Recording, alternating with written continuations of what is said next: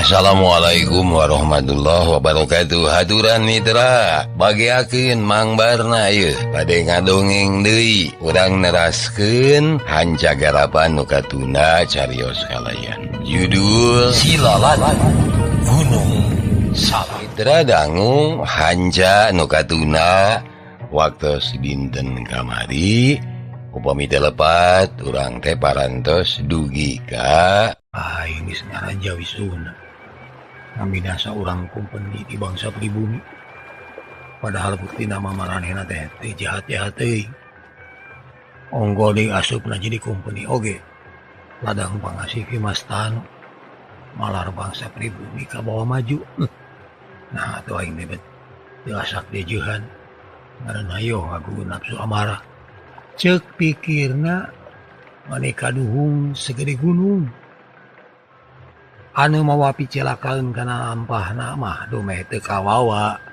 Nahan amarah sanggeus ningali si iket hideung palastra ku Maryam kumpeni.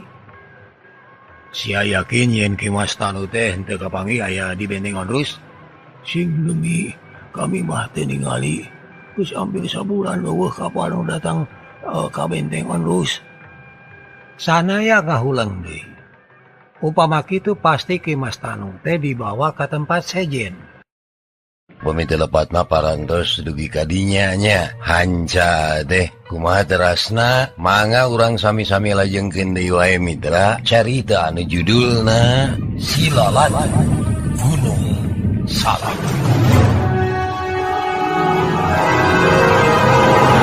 Mangga mitra kabarayun sadayana sanaya ngahulang deui. Upama kitu pasti Ki Mas Tanu teh dibawa ke tempat sejen nya mitra. Nya eta sanggeus direbut deui tina pangawas leungeun Ki Dugal saparakanca. Kurang ajar. Ceuk sanaya nyarita sorangan bari tiba pareket. Aduh, ampun. Da kanyaho kami mah ngan sakitu kituna, tapi lamun soal kacinta kami ka Ki Mas Tanu dianggap dosa. Kami geus moal bisa kumaha rek diteuleumkeun pek, rek disiksik di walang-walang pek. Terus terang kacinta kami ka Ki Mas Tanu moal bisa leungit kitu bae. Lamun keukeuh dianggap dosa, terus kudu dihukum dumeh ngajenan jeung mike serap ka Ki Mas Tanu. Pek teh teuing teu geuneuk teu maleuk cak mulan 14. Si kumpeni nadahkeun dambaleungeun lir anu tumaprak kana nasib. Ngarasa teu geunah hate ku caritaan eta jalma. Sanaya mah anggur ngabalieur geus kitu leng mikir deui lamun kieu carana teteh Ki Mas Tanu teh geus aya dina kungkungan kumpeni deui. Buah ayeuna teh geus diboyong ka Afrika teh. Ceuk hatena teu weleh ringrang jeung hariwang. Sanggeus ngalamun kitu red sanaya ka eta jalma. Ari sia nyaho di mana nya negeri Afrika?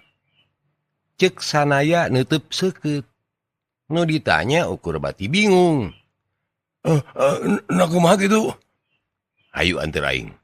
Urang nyusul-nyusul Ki Mas Tanu. Omong sanaya nulak cangkeng, bari neuteub kajauhna. Uluh. Aduh, lain gawe memeh mumuluk. Lain alampahan enteng-enteng ke Afrika. Ngimpi ge cantang tuh bisa. Si kumpeni bati colohok ngadenge paniatan sanaya kitu teh. Nah siah make nyengir. Aduh dah jauhna ke pisan Afrika mah. Jauhna teh jauh aya di Alak Paul, aya di tungtung langit. Sakadar ngawalah parahu segede enyen model kieu mah yeuh. Biheung ka umuran biheung moal. Omong kumpeni pribumi teh mani nyungcung bae bibirna. Sanaya mah ukur ngahulang disingsieunan kitu teh. Jadi jauh pisannya. Cenah nyarita sorangan. Pokoke atuh mimitina kudu murung idul heula, ngaliwatan salat sunnah, ngaliwatan ujung kulon, bangblas ka tengah samudra India, cepet ngulon, terus cepet ngulon, moal mangihan pulau deui, moal mangihan jalma atawa sumawona dahareun saeunggeus mang bulan-bulan angkeleng-angkelengan di tengah samudera bari jeung diganggu ku topan atawa angin puyuh lilimbungan di tengah sagara kakara anyog ka pulau Magasi atawa Madagaskar geus kitu ngulon deui sumengidul ta eta Afrika teh bejana tanahna teh angar susah cai susah tutuwuhan kajaba ukur sampalan jeung tegal si awat-awat hawana kacida panasna panas teh pisan nepikeun ka sakalian aya urang dinya anu bisa hirup oge beungeutna harideung jeung buukna ting perentel heueuh bakal tingku kapanasan ku hawa meureun kitu tah Ceuk eta jalma matak ngalaketei kana hate sanaya. geus we atuh montong maksakeun ka ditu jeung rek naon barina oge Rek nulungan ki Mas Tanu deuleu aing mah. Sanaya nyegag.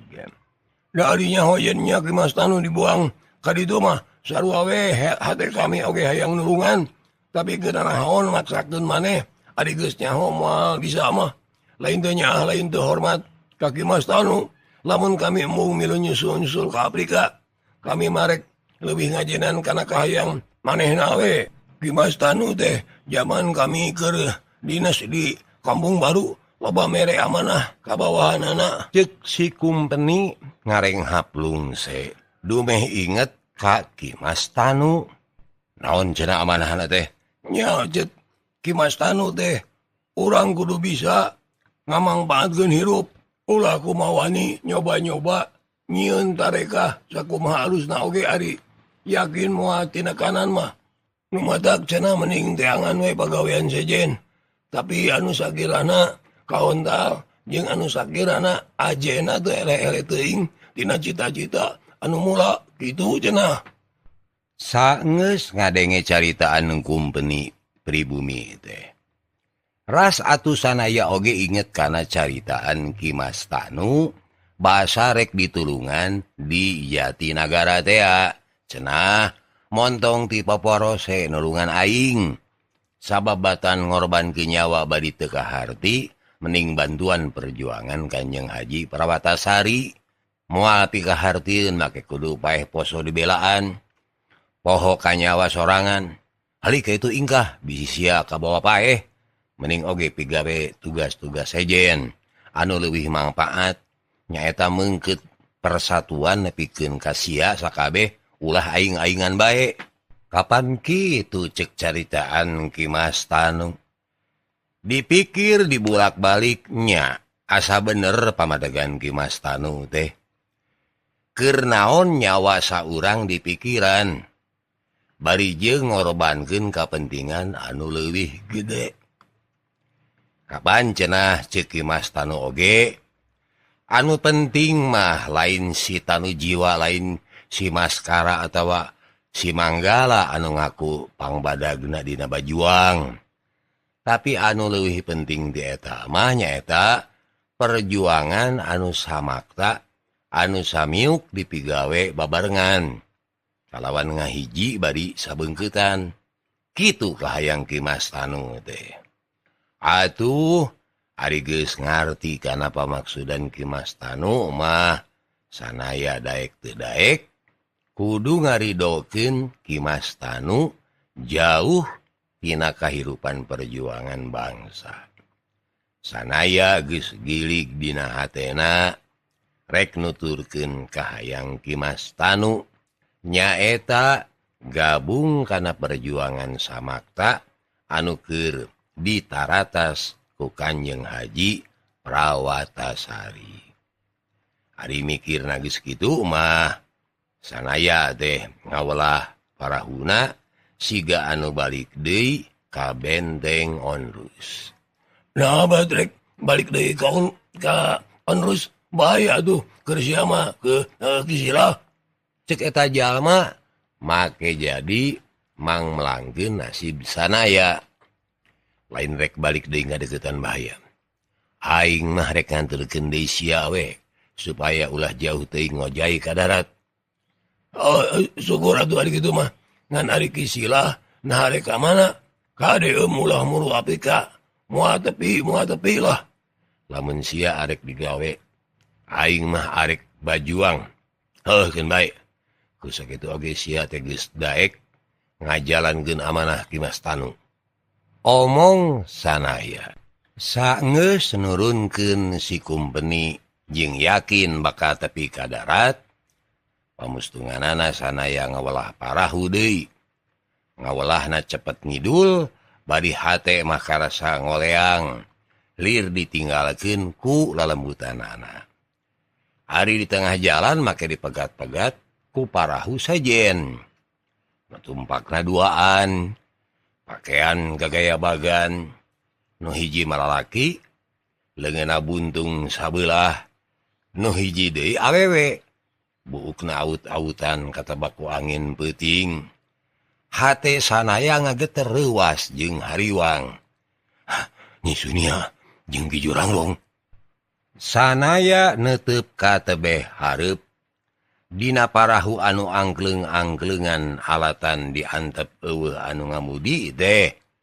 Nyi Sunia ngajanteng teu obah-obah. Bari neuteup sanaya ku panon anu semu moncorong.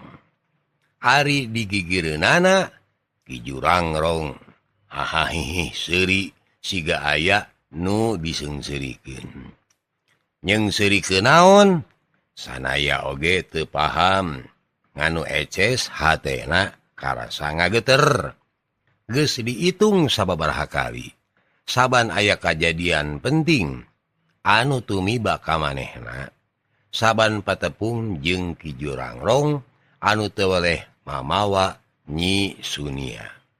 Lamun geus sababaraha kali aya kejadian kieu, tangtuna oge lain ngan saukur kabeneran, tapi ieu mah siga anu geus diatur kitu.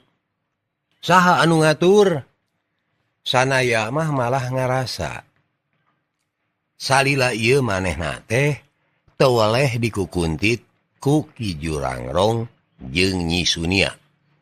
Anu tadina ukur manehna nu ngahaja hayang nyusul-nyusul Ki Jurangrong, ayeuna mah malah sanaya anu salawasna dikukuntit bae ku maranehna. Kunaon maranehna make ngukuntit sanaya? Sanaya neuteub seukeut ka Nyi Sunia, kalawan hate pinuh ku kana langsa. Hatena kudu ngaku yen Nyi Sunia ayeuna lain Nyi Sunia baheula.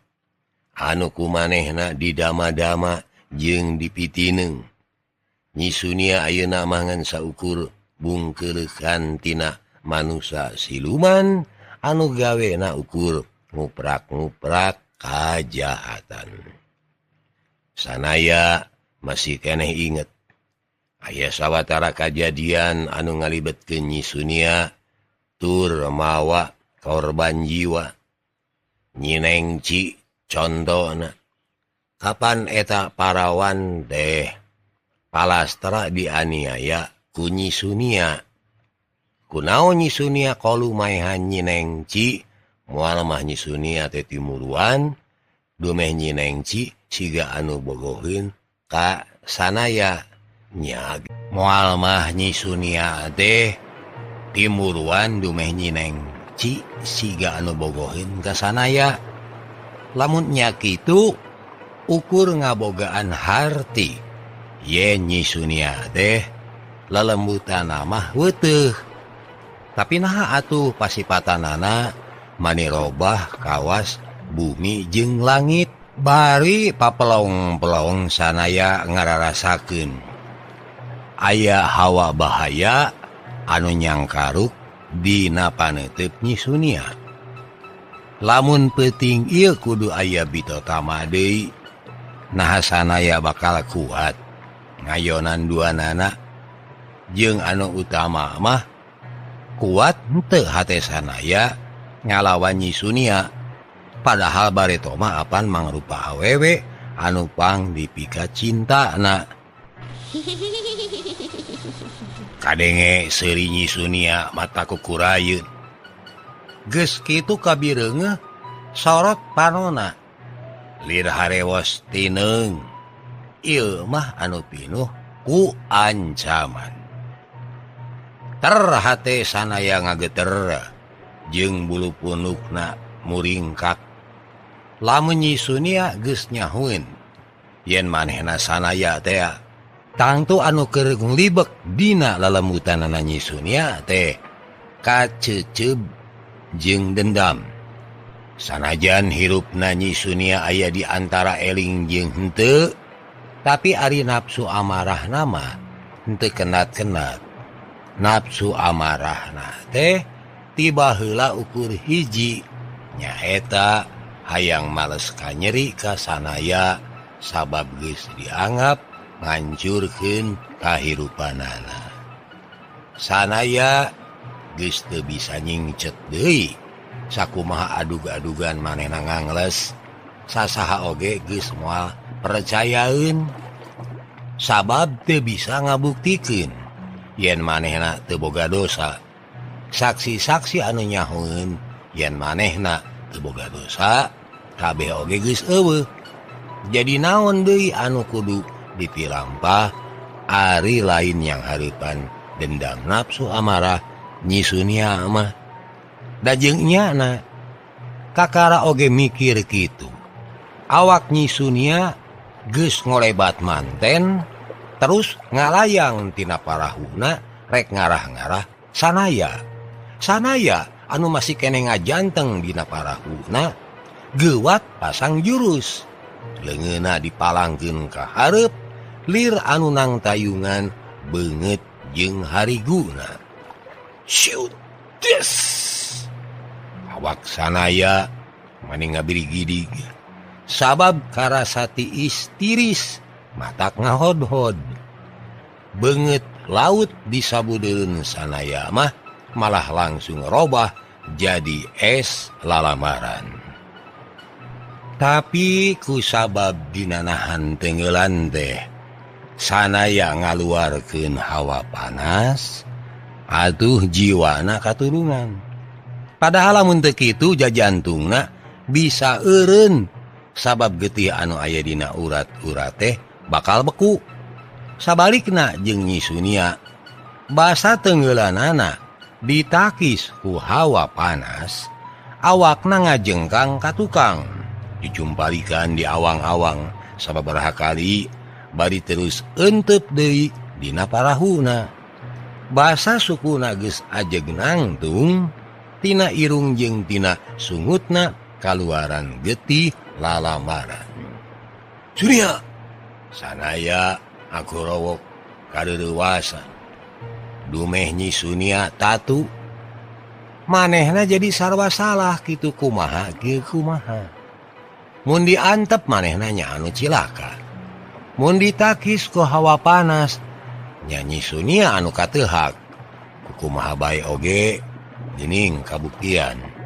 Horeng hate sanaya mah masih keneh nyaah ka Nyi Sunia teh. Sabot ningali Nyi Sunia anu rada muyungkung alatan tatuna, sanaya ngaragap baju jirah pamere Ki Manggala teh. Paingan atuh Ki Manggala keukeuh mamaksa malar sanaya mamake baju jirah.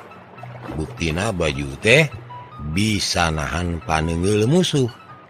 Keur mah takisan leungeun sanaya oge sakitu teu asna atuh angot ditambah ku baju jirah anu dipakena. Nu matak teu aneh mun tanaga anu dikaluarkeun ku Nyi Sunia teh malikna rajang kana awakna.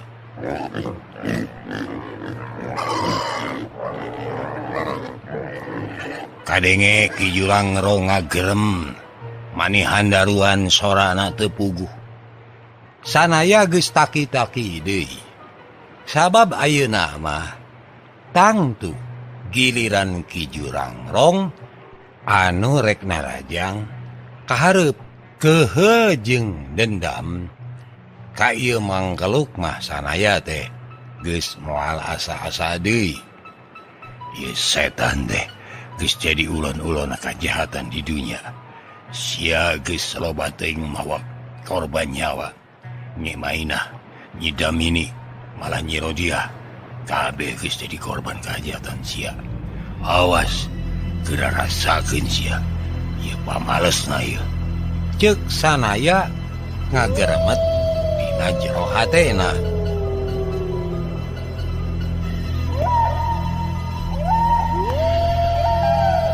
Kadenge Ki Jurangrong siga anu babau. Can parat babauna. Ngan belesat wae awakna ngabelesat. Ieu ge sarua narajang ku angin tenggelan anu hawana tiis kacida. Put! Das! Wow! Kadenge ngalang-laungna Ki Jurangrong siga sora anu mata kukurayeun. Basa ditakis ku hawa tenggelan anu karasa panas teh. Awak Ki Jurangrong mumbul kaluhur. Turun nyirorot pung deui kaluhur. Nyirorot kahanap pung deui kaluhur. Siga gagak anu keur ganggu kana sato maung. Ari sanaya ti hanap teu weleh ngaheumbatkeun tenggelan-tenggelan hawa panas. Sanaya nyaho pisan kahengker Ki Jurangrong teh saupama hawa tenggelan anu karasa tiis dilawan ku hawa panas. Ngan sigana Ki Jurangrong oge geus apal kana kabisa sanaya.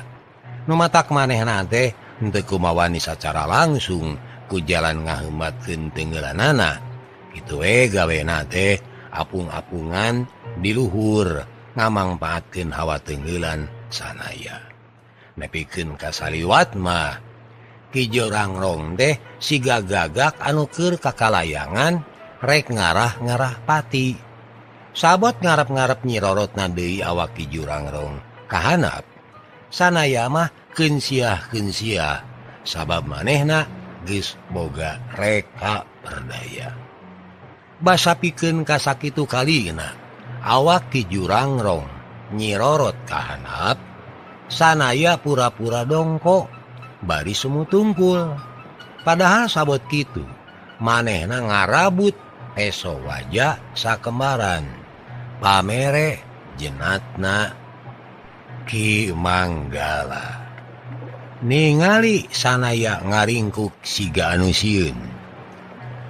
Ki Jurangrong mah beuki ngaheumatkeun panarajang.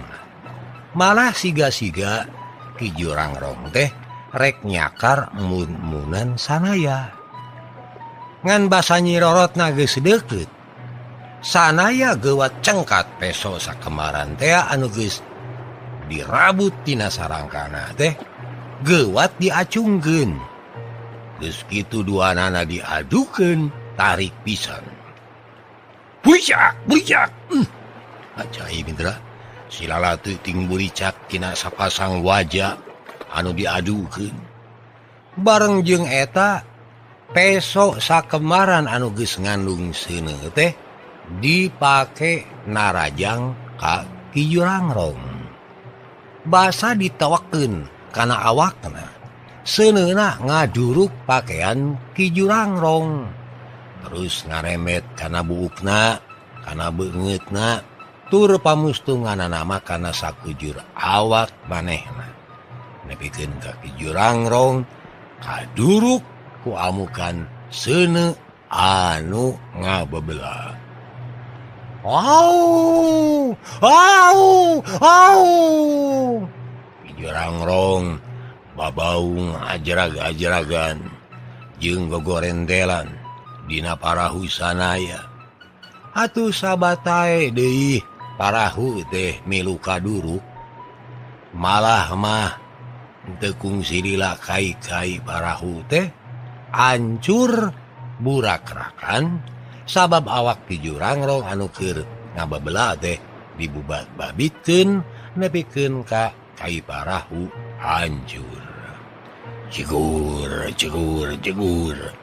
Parahu anu dijieun tina kai jati nu burak-rakan teh sasamplekanan papana raceng kaditu kadieu. Samemeh bangkarak parahu kalebuh jeleng sanaya ngajeleng kana beungeut laut. Geus kitu ngarawel tong cai anu kabeneran ngaceleng tina parahu anu hancur. Geus kitu sanaya ngojay ngajauhan eta tempat.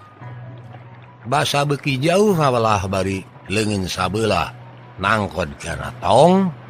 Lapat-lapat kadenge sora Nyi Sunia anu ngajerit peurih dumeh di jurang rong palastra kaduruk tur awakna tiralep ka jero cai. Jeritna mata kukurayeun anu ngadenge maning ngalang laung tebina ti jeritna ti jurang rong anu ngalang laung siga sora aul. Sanaya ukur nangkod kana tong cai angkleng-angklengan kamana cai laut nyamawa. Aing deh sanajan kukumaha bae oge kudu nepungan Nyi Rodia. Cek sanaya dina jero hatena. Ari Nyi Rodia teh kapan anak Nyi Sunia. Bareto dihaja ditinggalkeun tur dijangjian ulah ka mana-mana sabab awal akhir sanaya bakal balik deui ka Bantar Jatigirang bari mawa Nyi Sunia anu geus diiwat ku Ki Jurangrong. Kalawan dibarung ku hate anu sedih. Sanaya geus miheulaan nyarita dina hatena yen eta janji teh baris hese katebusna. Kusabab kajadian-kajadian anu tumiba ka Nyi Sunia mungguh jauh tina sangkaan. Ngan sanajan bari jeung bingung oge, sanaya tetep kudu nadunan janji manehna bakal nepungan deui Nyi Rodia anu pasti lengak-lengo nungguan manehna. Ngan deui niat hayang balik ka Bantar Jatigirang teh teu waka buru-buru bisa katedunan. Ari sababna di wewengkon Banten keur lumangsung pemberontakan rahayat ka Kumpeni. Kumpeni teh beuki gangas jeung beuki kejem bae utamana ka rahayat Banten. Ari pangna kitu Kumpeni teh keheuleun pisan ka urang Banten sabab ti zaman Kanjeng Sultan Ageng Tirtayasa keneh nyaeta ti taun 1605 hiji Masehi urang Banten teu weleh gangas bae ka Kumpeni. Kanjeng Sultan Ageng Tirtayasa teh jadi simbol perlawanan urang Banten tepikeun ka sababaraha generasi. Malah sanggeus Banten eleh ku Kumpeni saperti ayeuna hari rahayat nama sanajan bari susulumputan tapi terus-terusan nyieun teror jeung gerilya yang hareupan Kumpeni Belanda. Kusabab Banten teh weleh nyieun perlawanan bae atuh Banten kacida ditalingakeunana. Urang Banten teu weleh ditalikung jeung disangsara. Sakur aya gerak-gerik anu nyurigakeun, anu dicuriga teh pasti dihukum berat. Tapi urang Banten eueuh kasieun teu euih-euih ngalawan ka Kumpeni sabab saprak perdagangan kopi Belanda di dunia hargana ngagejeret. Kumpeni kalah ka beuki. Ayeuna mah rahayat anu melak rempah-rempah teh teu dibayar deui. Sagala main paksa bae lamun rahayat Banten nolak melak rempah-rempah seperti kopi contohna tan wane bakal dihukum pati. Sanaya nyaksian inya kumaha gangasna Kumpeni ka rahayat Banten atuh kusabab kitu manehna jadi beuki telat balik ka kampung Bantar Jatigirang sabab kudu mantuan perjuangan rahayat Banten. Manehna mantuan pajuang Banten susulumputan nepikeun ka urang Bantena sorangan oge teu apalin saha anu mantuan maranehna. Ngan nu eces sepak terjang sanaya mungguh matak ngageunyeulkeun. Sacara demit manehna geus loba ngancurkeun markas-markas Kumpeni di sababaraha wilayah nu aya di Banten. Kusabab gerakanana demit aya nu nyebutkeun yen sanaya teh siluman anu kacida cuana ka Kumpeni. pikeun manehna jongjon kene disebut siluman. Batan kudu bajuang terang-terangan tapi bari anger dicuriga hianat mah. Mitra kaum dangu, carita anu judulna Si Lalatu Gunung Salak rengse duwi ka dinten ayeuna tamat.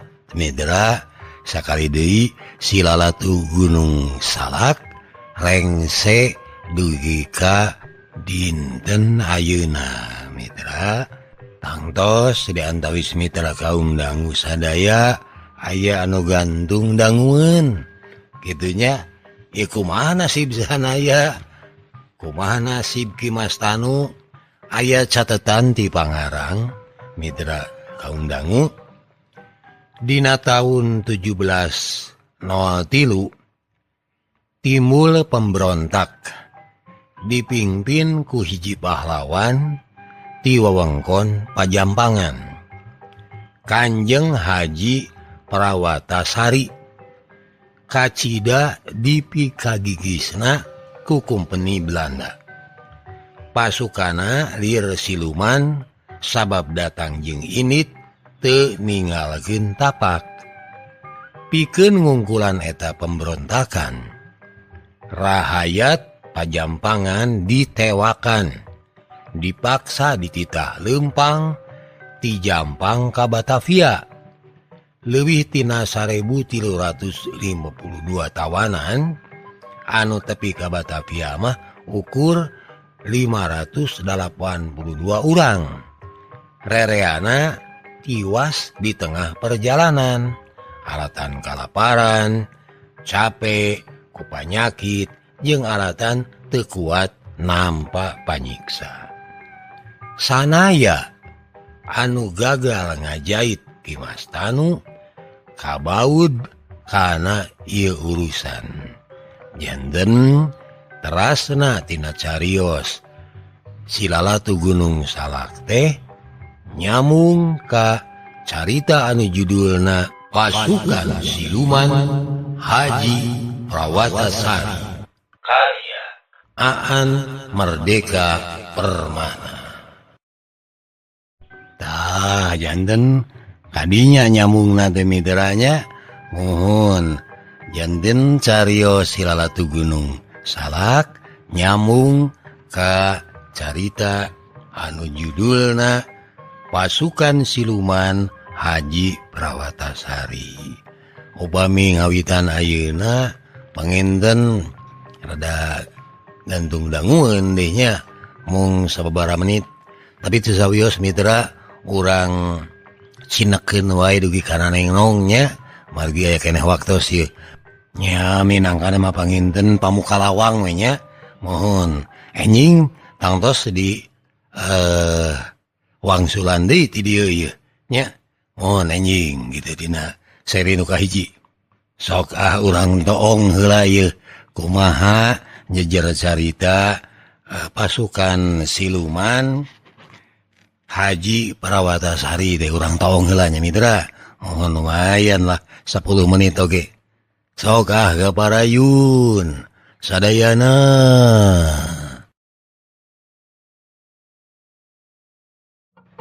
Mitra kaum dangu, Pasukan Siluman Haji Prawatasari teh minangka terusna tina carita Si Lalatu Gunung Salak. Dina Si Lalatu Gunung Salak digambarkeun yen sanaya geus gagal ngajait nasib Ki Mas Tanu. Kawas ceuk catatan sajarah Ki Mas Tanu atawa Ki Tanu Jiwa teh ku VOC atawa kumpeni dihukum buang 50 tahun ke Afrika Kidul. Sanaya anu hayang nulungan ukur bati hanyelu sabab waktu manehna geus anyoga Batavia teh ari tawanan anu katelahna Ki Tanu Jiwa mah geus diboyong manten. Ceuk beja cenah diboyong dibawa kana kapal VOC ka Pulau Onrus ngan waktu kusanaya disusul tetela eueuh kapal anu mawa tawanan kadinya kadienakeun kanyahoan horeng kita nu jiwa deh geus bangblas dibawa ka Afrika Kidul atunya mau sanaya deh sanaya anu keukeuh hayang ngajait urut dununganana gewat nyusul ngagunakeun parahu basajan ngan kusabab teu apal kamana jalan ka Afrika batan tepi mah kalaka kalangsu di tengah laut kalangsu nama teu jauh-jauh teuing dati Sunda kalapa teh parahuna angkleng-angklengan ukur muru Selat Sunda malah akhirna sanaya ditulungan ku pamayang urang Banten sabot ngaligeuh teu boga urusin katambah-tambah pegat harpan dumeh teu bisa nulungan kita ngejiwa pamustunganana sanaya meupeus keuyang milu ngobrot kumpeni di Banten marengan para pajuang Banten kituna teh bari rerencepan da manehna mah sasat dipikangewa ku urang Banten teh rengse bajuang di wewengkon Banten sanaya jadi inget kabalik manehna teh nineng ka lemur Bantar Jatigirang anu lawas ditinggalkeun leuwih ti kitu manehna oge inget yen di Bantar Jati teh kungsi nitipkeun Nyi Rodia ka kulawarga Soma aing rek balik ka Bantar Jatigirang hayang ngalongok kumaha nasibna Nyi Rodia ceuk pikirna ari cita-citana mah eces manangah aja di PHP-keun di Indung Yaksa oge sugan jeung sugan ari geus lila babarengan jeung Yaksa mah Nyi Rodia teh purun dipihukum ku Yaksa geuning ari piit meting tara anggang ti sayangna geuning ari jogjogo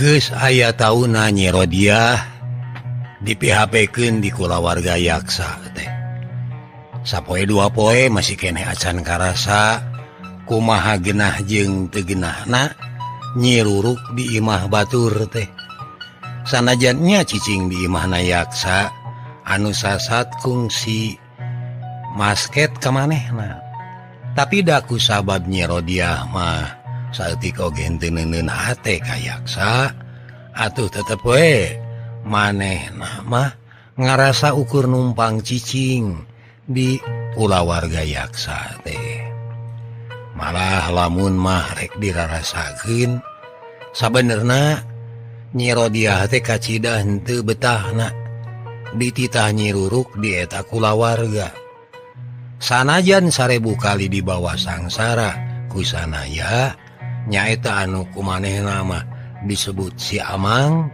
jika nama bakal leuwih suka surka-surkan jeung sanaya lamun kongang mah duh nah kamana atuh nya ari si Amang pajah moal lila teh ayeuna mah geus mulan maren malah geus tepung taun sagala ceuk pikir Nyi Rodia lamun manehna keur ngalamun sorangan Nyi Rodia inget keneh pajah cenah si Amang teh moal lila sabab lamun geus manggihan indungna mah nyaeta Nyi Sunia si Amang teh pasti bakal mulang ka lembur Bantar Jatigirang moal mamatak lila oge nasib amu Sunia teh acan kapaluruh gitu duh lamunnya kitu aing ka Cidahariwangna. Bawa amu teh nasibna goreng pisan. Cek pikir Nyi Rodiah, inget deui kana kajadian harita. Nya harita teh Gunung Salak bitu. Lamur bantar jati girang beak kahujanan ke si kebul gunung. Malah si lalatuna oge mani racleng ngahurupi lemuran. Tina sakitu imah anu kahuru ku si lalatu Gunung Salak teh nya imah manehna pisan. Ki Oja aki kukutna misan sapada harita katinggang tiang imah anu kahuru. Ngan aneh ari indung nama eueuh nyau ka meuni. Ceuk si Amang lamun mah milu katinggang kubitu na gunung atuh kudu puguh nyampak bugangna. Tapi de lamun salamet kudu puguh jirimna. Ari ieu mah nyisunia anu jadi biangna teh maot teu puguh bugangna, hirup teu puguh jirimna. Kitu sababna Nyi Rodiah dipiapekeun ka imah yaksa. Sabot si Amang atawa sanaya teh ngumara neangan lacak Nyi Sunia. Waktu dipihapean Nyi Rodiah, kula warga yaksa teh jiga nya anu haat daek kapihapean. Kituna teh bane bae maranehna sieun ku sanaya. Da geuning kabuktian sanaya anu katelahna ukur si Amang teh tanagana bedas. Tur sakur urang lemur mah eueuh anu bisa mapakan. Tapi naha bener maranehna teh bakal nang tayungan Nyi Rodiah sakumaha anu dipikahayang ku sanaya. Ari geus eueuh anu dipikasieun mah teteh lah Nyi Rodiah teh ku sasaha oge dipake pamepeus keuyang. Nyi Rodiah sasat disiksa di kakaya di imah yaksa teh sasat dijieun bujang anu majar ulah nyemah teh bener pisan ulah jadi semah. Atuh sageus ditinggalkeun ku sanaya mah hirupna Nyi Rodiah anu sasat cuklek leuweung cuklek lamping jauh ka sintung kalapa teh jadi nalangsa. Bareto mamun sakalieun hatena berwit Nyi Rodiah sok minang saraya ka sanaya. Sanaya jadi gunung panangeuhan manehna. Ari ayeuna Nyi Rodiah teh geus teu boga anu bisa dipake nyalindung. Sakitu dikakesek dijieun bujang bari jeung seubeung ku carek teh anger we ari yaksana mah nyaeta anu bakal jadi pisalakeun Nyi Rodiah. Saeutik oge henteu ngarasa atawa siga api-api teu nyaho kana nasib anu keur kaalaman ku Nyi Rodiah. Buktina basa dina hiji poe Nyi Rodiah ceurik ngabangingik dumeh diseblok ku cai panas tina nengnong. Cager wara mitra hanya kal kabujeng nengnong.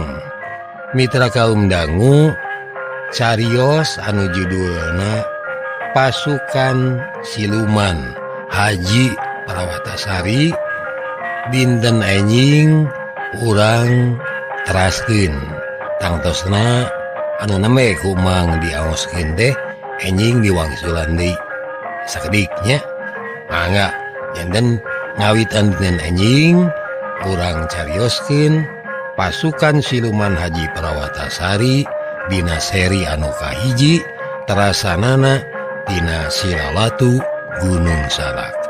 Hatur nuhun hapunten samudaya kalepatan. Billahi taufik wal hidayah. Wassalamualaikum warahmatullahi wabarakatuh. Ciao.